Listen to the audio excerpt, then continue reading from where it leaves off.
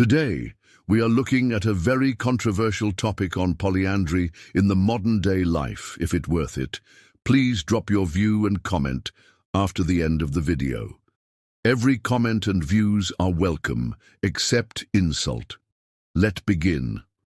Polyandry, a marriage system where a woman has multiple husbands, has been historically and currently practiced in various cultures. Polyandry is a concept that often stirs debate, yet it has existed for centuries, challenging traditional relationship norms.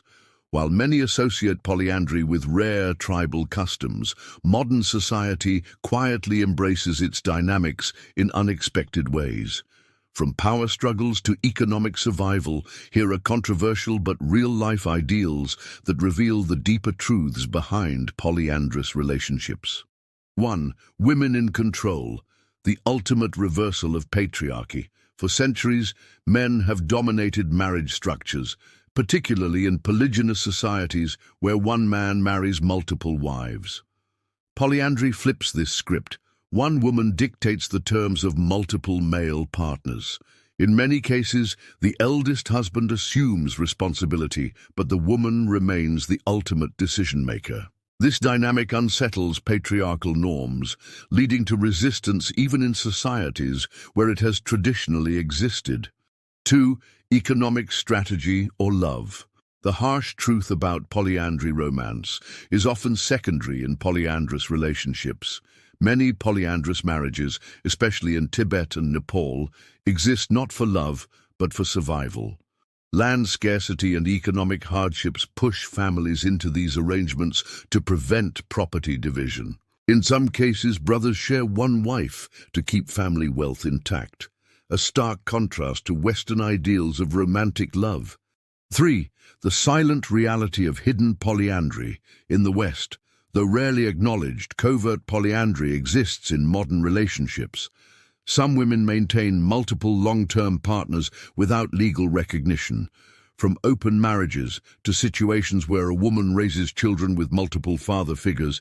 Polyandrous dynamics thrive under different labels. The question is, why is female-led polyamory accepted, but structured polyandry is frowned upon? 4.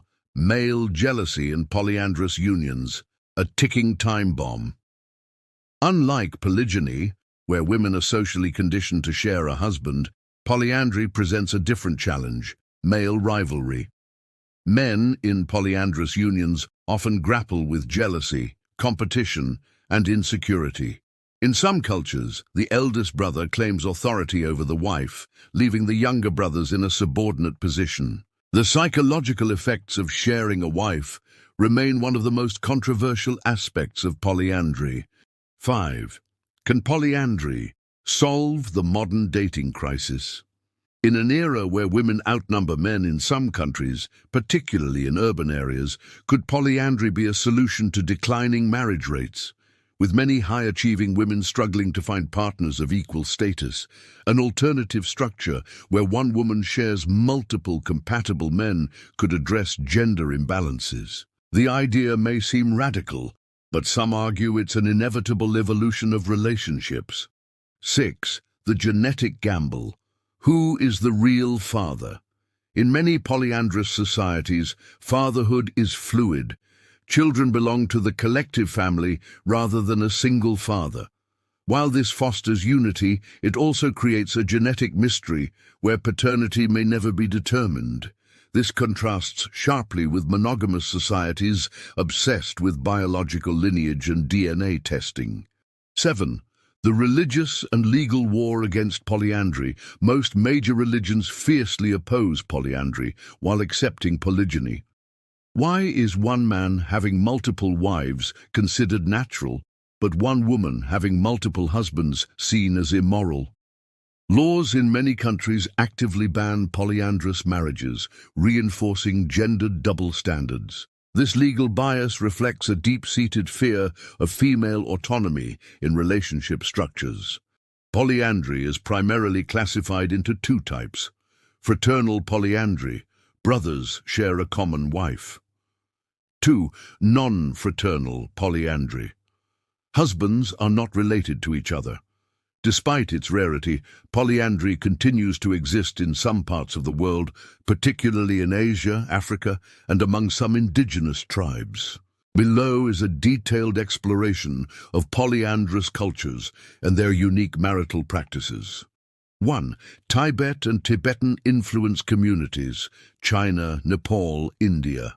Fraternal polyandry is most commonly associated with Tibetan culture. In these communities, multiple brothers share a single wife, a practice that prevents the division of family land, ensures economic stability in harsh mountainous regions, reduces the number of heirs competing for limited resources. Tibetan polyandry is supported by Buddhist traditions, which encourage communal harmony and discourage excessive offspring, where it's practiced. Tibet, China. Many rural Tibetan villages still practice polyandry. Nepal. The Nyinba people in northwestern Nepal have retained polyandrous traditions. India. The Ladakhi people in Jammu and Kashmir and certain Buddhist tribes in Himachal Pradesh follow polyandrous customs. 2. Jaunzar Bawar region, India. Jaunzar Bawar, located in the Indian state of Uttarakhand, has historically practiced fraternal polyandry. This practice is influenced by the Mahabharata's depiction of Draupadi, a woman married to 5 brothers. The belief in this historical precedent has allowed polyandry to continue in some remote communities. Where it's practiced, villages in the Dehradun and Garhwal regions of Uttarakhand, some parts of Himachal Pradesh, particularly among Rajput communities. 3. Kinnaur, Himachal Pradesh, India. The people of Kinnaur, a district in Himachal Pradesh, have long embraced fraternal polyandry.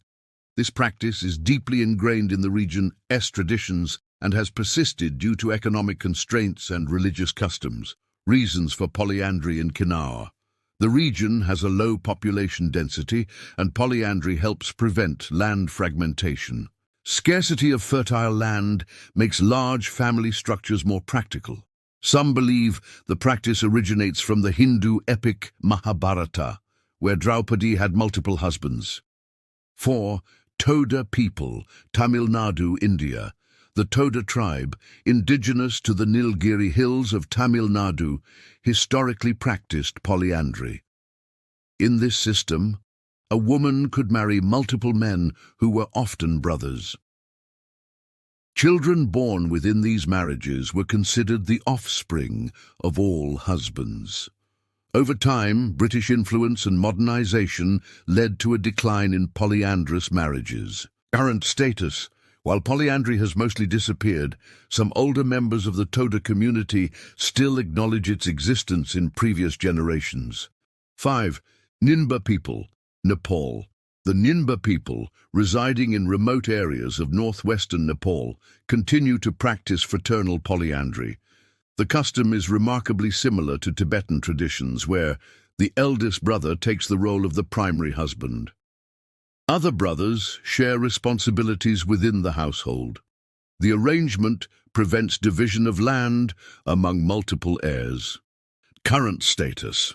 Although the younger generation is shifting toward monogamous relationships, Nyinba villages still maintain polyandrous unions. 6. Bari people, Venezuela and Colombia. Unlike the strictly defined polyandry in Asian societies, the Bari people of South America practice partible paternity, where a child can have multiple fathers. The belief is that a fetus is formed by multiple acts of intercourse. Children receive social and financial support from multiple men. This system increases child survival rates in the harsh Amazon environment, where it's practiced. Indigenous Bari communities in Venezuela and Colombia continue this tradition. 6. Bari people, Venezuela and Colombia. Unlike the strictly defined polyandry in Asian societies, the Bari people of South America practice partible paternity, where a child can have multiple fathers. The belief is that a fetus is formed by multiple acts of intercourse. Children receive social and financial support from multiple men. This system increases child survival rates in the harsh Amazon environment, where it's practiced. Indigenous Marrí communities in Venezuela and Colombia continue this tradition. 7. Maasai, Kenya and Tanzania.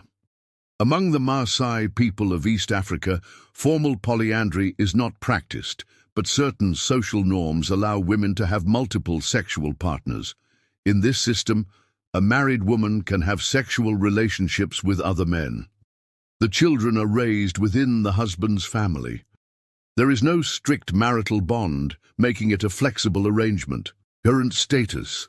While modernization has affected traditional practices, Maasai customs still allow for multiple paternal figures in a child's life. 8. Inuit, Arctic regions, Canada, Greenland, Alaska. Some Inuit groups historically practice polyandry as a survival strategy in extreme environments. In these cases, a woman could have multiple husbands to ensure protection and resources. These arrangements helped in raising children and hunting together. The custom has declined due to Western influences and modernization.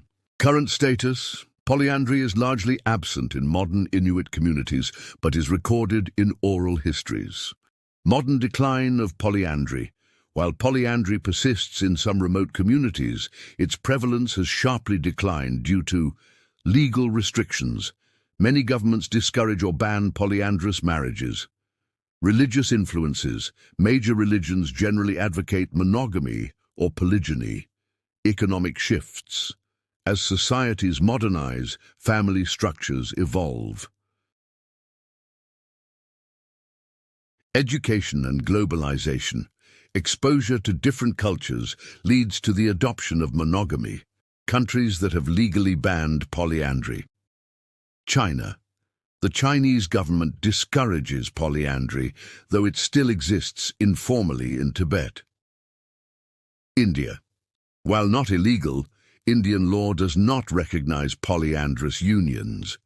Nepal.